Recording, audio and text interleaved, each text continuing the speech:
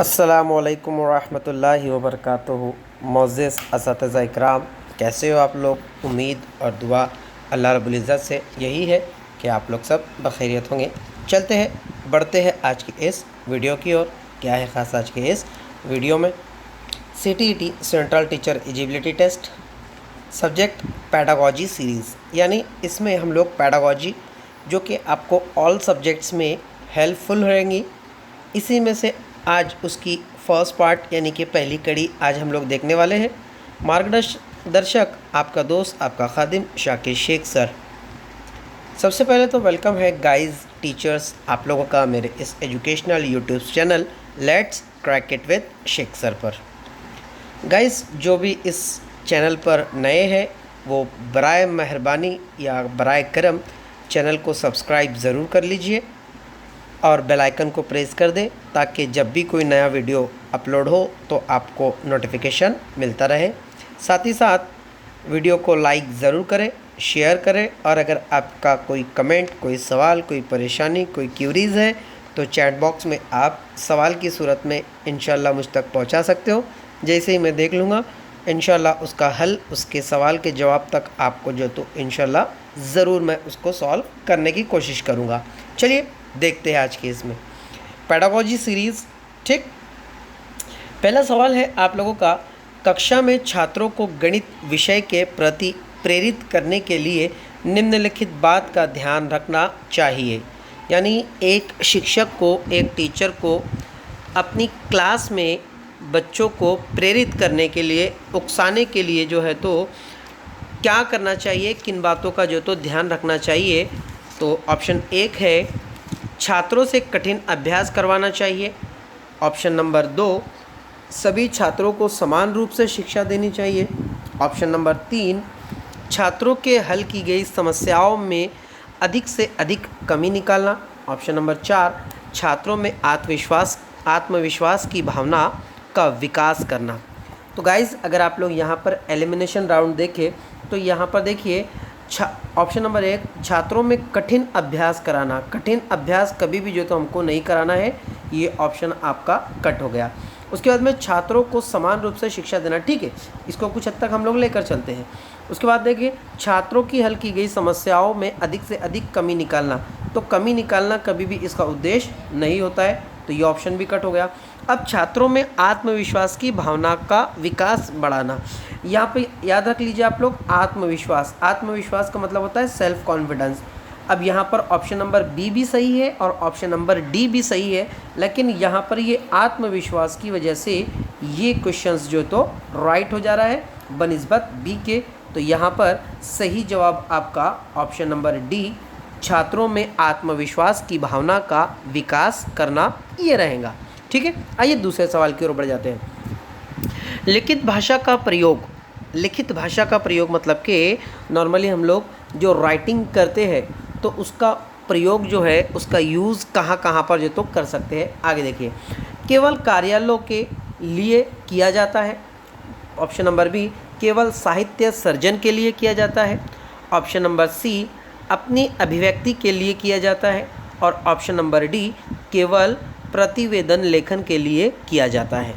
तो अगर आप लोग यहाँ पर भी अगर नेगेटिव मार्किंग का शब्द अगर देखेंगे जिसकी वजह से हम लोग आंसर तक इजीली पहुँच जाएंगे, तो आप लोग देखो कि 3 ऑप्शन में, ऑप्शन नंबर ए में आपको यहाँ पर केवल का शब्द आया तो ये नेगेटिव मार्क है।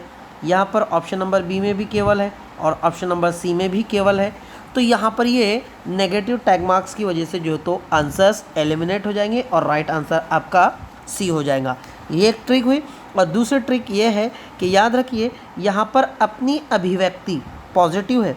अभिव्यक्ति मतलब कि आपको आपका जो है तो पर्सनल रिस्पॉन्स किया जाएगा, आप अपने मन का इजहार कर पाओगे। इससे बड़ा कोई जो है तो लिखने का उद्देश्य नहीं हो सकता है और ऑप्शन नंबर सी यहाँ पर सही हो जाएगा। आइए बढ़ते हैं नेक्स्ट क्वेश्चन की ओर। नेक्स्ट क्वेश्चन देख लीजिए आप लोग, गणित में निदानात्मक परीक्षण का उद्देश्य है। अब देखिए गणित में जो है तो निदानात्मक परीक्षण का उद्देश्य है। अब उद्देश्य क्या हो सकता है? निदानात्मक का मतलब होता है जिसे हम लोग कहेंगे मुआलिजाती, जिसे हम लोग जो तो रेमेडियल भी कह सकते हैं, ठीक है। निदान का मतलब अगर देखा जाए तो इलाज का होता है, और इलाज में यहाँ पर मुआलजाती तदरीस, जिसे हम लोग रेमेडियल टीचिंग जो तो कहते हैं। तो निदानात्मक परीक्षण का उद्देश्य का मतलब होता है मकसद। इसका मकसद क्या है, आगे देख लीजिए आप लोग। ऑप्शन नंबर 1, बच्चों की समझ में निहित रिक्तियों को जानना। ऑप्शन नंबर बी, अभिभावक को प्रतिपुष्टि फीडबैक देना। ऑप्शन नंबर 3, सत्रांत परीक्षा के लिए प्रश्न पत्र की योजना बनाना। और ऑप्शन नंबर डी, प्रगति पत्र को भरना। अगर आप लोग ऑप्शन नंबर 1 देखेंगे तो बच्चों की समझ में निहित रिक्तियों को जानना, यानी बच्चों को जो है तो उनको जो समझ में आ रहा है उसको जानना, ये जो तो निदानात्मक का जो तो सही मकसद है। और यहाँ पर ऑप्शन नंबर 1 ही जो तो सही है। उनके जो अभिभावक है उनको फीडबैक देना, वहाँ से निकलो प्रश्न सत्रात्मक जो तो तैयार करना, ये भी नहीं। प्रगति पत्र भरना, प्रगति पत्र यानी कि रिजल्ट्स भरना, ये भी कतई उसका उद्देश्य नहीं होता है। निदानात्मक का उद्देश्य होता है कि बच्चों को जो चीज़ समझ में नहीं आ रही है उसको समझाना, और जो उनको समझ में आया है उसको ऑब्जर्व करना। तो यहाँ पर समझ से बेहतर कोई ऑप्शन है ही नहीं, ठीक। आइए बढ़ जाते अगले क्वेश्चन की ओर। नेक्स्ट क्वेश्चन है आप लोगों का, उपलब्धि परीक्षण का महत्व है। उपलब्धि जो तो परीक्षण का महत्व क्या है। अब उपलब्धि परीक्षण का महत्व देखिए। ऑप्शन नंबर 1, शिक्षण विधि के सुधार में सहयोगी है। ऑप्शन नंबर बी, विद्यार्थियों का वर्गीकरण है। ऑप्शन नंबर सी, उपरोक्त सभी। और ऑप्शन नंबर डी, पाठ्यक्रम में सुधार का सहायक है, ठीक। अब देखिए, शिक्षण विधि में सुधार के सहयोगी है, ठीक है, ये भी सही है। विद्यार्थियों का वर्गीकरण है। अब विद्यार्थियों का वर्गीकरण जो है तो यहाँ पर विद्यार्थियों का वर्गीकरण यानी कि बच्चों को जो तो बांटना। उसके बाद में उपरोक्त सभी, और डी है आप लोगों का पाठ्य पुस्तक में सुधार के सहयोग। तो यहाँ पर सारा के सारा जो तो उपलब्धि का जो है तो एक सेक्शन है उपरोक्त सभी के सभी, यानी उपलब्धि का जो परीक्षण है इसका महत्व क्या दर्शाता है, ये सारे के सारे ऑप्शन जो तो दर्शाते हैं, और सारे के सारे ऑप्शन सही है। यानी यहाँ पर आपका ऑप्शन नंबर सी जो है तो ये आपका सही होगा। आइए बढ़ते अगले क्वेश्चन की ओर। निम्नलिखित में से किसके अभाव में हम पढ़ नहीं सकते। याद रखिए, पढ़ नहीं सकते कहाँ गया, अगर पढ़ सकते कहाँ जाता है तो अलग बात होता है, पढ़ नहीं सकते इसको भूलना नहीं है, ठीक। संयुक्त अक्षरों की पहचान। ऑप्शन नंबर बी, लिपि से परिचय। ऑप्शन नंबर सी, बाराखड़ी से परिचय। और ऑप्शन नंबर डी, वर्णमाला के क्रमबद्धता का ज्ञान। तो यहाँ पर निम्नलिखित में से किसके अभाव में हम पढ़ नहीं सकते, तो यहाँ पर लिपि से परिचय, इसके अभाव में हम लोग जो तो पढ़ नहीं सकते हैं, ठीक। बाकी अक्षरों का पहचान, इससे भी हम पढ़ सकते हैं। बाराखड़ी से परिचय, ये भी पढ़ सकते हैं हम लोग। और वर्णमाला में क्रमबद्धता का मतलब होता है तरतीबियत, यानी उसकी जो तरतीब है। तो सिर्फ बस लिपि से परिचय यानी डायरेक्टली जो लिखावट दी गई है उससे परिचय करा देना, इससे हम पढ़ नहीं सकते, बल्कि ये तीनों ही चीज़ों से हम लोग जो तो ए, सी और डी, इनसे पढ़ सकते हैं हम, लेकिन लिपि से परिचय के अलावा हम पढ़ नहीं सकते। तो यहाँ पर आपका ऑप्शन नंबर बी ये सही हो गया, ठीक है। आइए बढ़ते हैं अगले क्वेश्चन की ओर।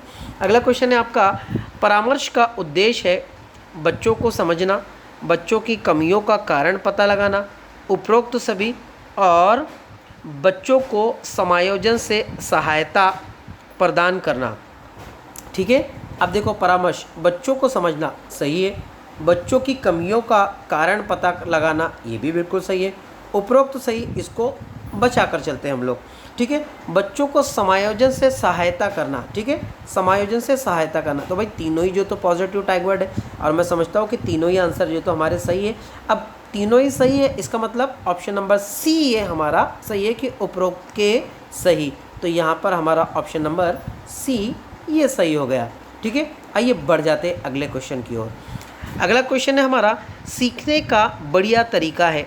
सीखने का जो तो बढ़िया तरीका क्या हो सकता है, प्रश्न पूछना, पुस्तक पढ़ना, विस्तार से समझना, उत्तर देना। देखिए, अगर आप, मैं समझता हूँ कि अगर आपको सीखने का बढ़िया तरीका अगर समझना है तो प्रश्न पूछना है, क्योंकि प्रश्न पूछकर आप बहुत कुछ सीख सकते हो। पुस्तक अगर आप पढ़ोगे तो सिर्फ जो ज्ञान आपको दिया गया है उतना ही आप लोग जो है तो पढ़ोगे। विस्तार से समझना, ये भी पढ़ने की ही एक अलामत है। उत्तर देना, जितना पूछा गया है उसी का जवाब दिया जाए, तो ये भी आप लोगों का जो है तो नहीं हो सकता, ये भी नहीं हो सकता। लेकिन मैं समझता हूँ कि सवाल पूछने से बच्चे जो है तो जो उनके डाउट्स हैं वो डाउट्स क्लियर कर पाएंगे, और इसकी मदद से जो है तो ये सीखने का एक बेहतरीन तरीका हो सकता है। ठीक है, तो इसका ऑप्शन नंबर ए जो है ये सही है। आइए बढ़ जाते हैं अगले क्वेश्चन की ओर। अगला क्वेश्चन है, निम्नलिखित में से कौन सा द्विभाषी का एक सिद्धांत नहीं है? याद रखो, द्विभाषी का मतलब होता है दो ज़बानों का सिद्धांत जो तो नहीं है। ठीक है, अब यहाँ पर हम लोग देख लेते हैं कि कृत्रिम स्थिति बनाने की आवश्यकता है। नंबर 2 है शब्दशः अनुवाद किया जाता है। ऑप्शन नंबर सी है ये केवल प्रत्यक्ष विधि है। और ऑप्शन नंबर डी है केवल अध्यापक मातृभाषा का प्रयोग करता है। ठीक है, तो यहाँ पर याद रख लीजिए आप लोग कि द्विभाषा का जो सिद्धांत है, द्विभाषा के सिद्धांत के लिए जो है तो सही जवाब आपका है कि ये केवल प्रत्यक्ष विधि है, अप्रत्यक्ष नहीं है। ये कैसी विधि है? प्रत्यक्ष विधि है। यही इसका जो है तो सही तरीका है। आप लोग जो विधियाँ है, शिक्षण के जो विधियाँ है, वो शिक्षण की विधियों को अगर आप पढ़ोगे तो द्विभाषा की जो विधि है वो प्रत्यक्ष विधि है। ठीक है, आगे बढ़ जाते हैं नेक्स्ट क्वेश्चन की ओर। निम्नलिखित में से कौन सा सतत और व्यापक मूल्यांकन का उद्देश्य नहीं है? याद रखो, उद्देश्य नहीं है कहा गया है। अगर उद्देश्य होता तो अलग होता, लेकिन यहाँ पर उद्देश्य नहीं है कहा गया है। बढ़ जाते हैं मूल्यांकन को। ऑप्शन नंबर 1, मूल्यांकन को अध्यापन अधिगम प्रक्रिया का अविभाज्य हिस्सा बनाना। ठीक है, अध्यापक और अधिगम प्रक्रिया को छात्र केंद्रित कार्यकलाप बनाना। ऑप्शन नंबर सी, याद रखने पर बल देना। ऑप्शन नंबर डी, सीखने की प्रक्रिया पर बल देना। याद रखो, नहीं कहा गया है, यहाँ पर नहीं कहा गया है। तो सतत मूल्यमापन यानी कि जिसे हम लोग कंटिन्यू कॉम्प्रिहेंशन एवोल्यूशन कहते हैं, उर्दू में कहा जाए तो मुसलसिल जामे कद्र पैमाई, और हिंदी या मराठी में कहा जाए तो सातत्यपूर्व सर्वकष मूल्यमापन, ऐसा है। तो सातत्यपूर्व मूल्यमापन का उद्देश्य एक नहीं है, तो वो क्या है? बच्चों को याद कराना, कंठस्थ कराना। ये कभी भी जो तो उसका उद्देश्य नहीं होता है। ठीक, आगे बढ़ जाते हैं अगले सवाल की ओर। आखिरी सवाल है आप लोगों का, निम्नलिखित में से कौन सी पूर्व संक्रियात्मक विचार की एक सीमा नहीं है? ठीक है, तो अब देख लीजिए आप लोग। नंबर 1, ऑप्शन नंबर ए, प्रतीकात्मक विचार का विकास। ऑप्शन नंबर बी, ध्यान केंद्रित करने की प्रवृत्ति। ऑप्शन नंबर सी, अनुक्रमणिकता। ऑप्शन नंबर डी, इनमें से कोई नहीं। तो यहाँ पर आपका जो जवाब सही है वो ऑप्शन है ऑप्शन नंबर बी, ध्यान केंद्रित करने की प्रवृत्ति। यानी निम्नलिखित में से जो संक्रियात्मक का मतलब होता है यहाँ पर कुछ नया बनाना, संक्रियात्मक। तो संक्रियात्मक में इसकी सीमा जो है तो ये नहीं हो सकता है, तो वो क्या है? ध्यान केंद्रित कराना। ठीक, तो मैं समझता हूँ कि गाइस आपको ये वीडियो ज़रूर पसंद आया होगा। सारे के सारे जवाबात मैंने यहाँ पर इसके आप लोगों को बताया हूँ, आप लोग स्क्रीन पर देख सकते हो। वीडियो देखने के लिए आप लोगों का बहुत बहुत शुक्रिया। अगर आप लोगों ने चैनल को अब तक सब्सक्राइब नहीं किया है तो बराए करम चैनल को सब्सक्राइब ज़रूर कर ले, लाइक करें, शेयर करें, और कमेंट्स की सूरत में आपका कमेंट, सवाल आप मुझ तक पहुंचा सकते हो। वीडियो देखने के लिए बहुत बहुत शुक्रिया। आपका दोस्त, आपका खादिम शाकिर शेख सर। मिलते हैं अगले वीडियो में, तब तक के लिए अल्लाह हाफिज़।